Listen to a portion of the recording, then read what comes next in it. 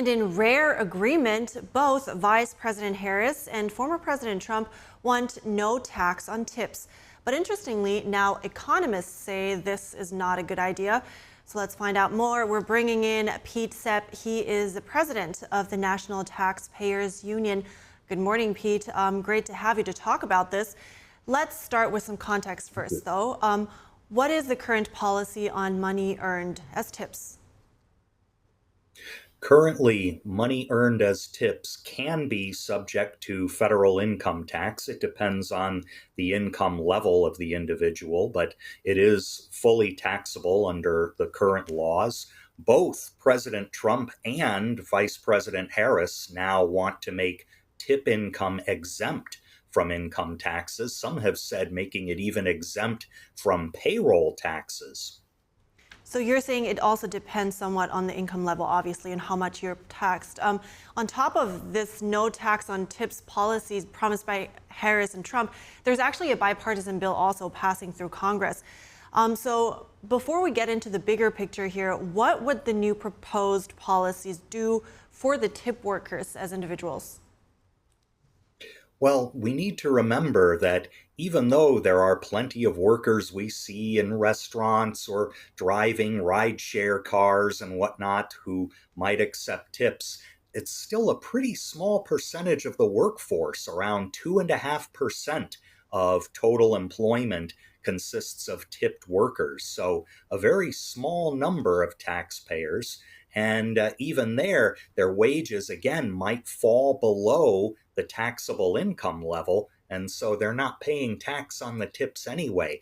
Total revenue impact is about $107 billion over 10 years, according to Tax Foundation. That is not a huge amount, to use one of President Trump's words, but neither is it inconsiderable. It's a pretty significant revenue hit. And that's a concern among many economists who are saying, well, maybe we ought to focus on broader-based tax policies like extending the 2017 tax cut law instead of taking a revenue hit on something that affects only a pretty small number of people. So tell me more about this, why economists say this might not be a good idea, not even if, let's say, this is part of the policies besides something else, other tax cuts. So tell me, can you go in a bit more detail about on that?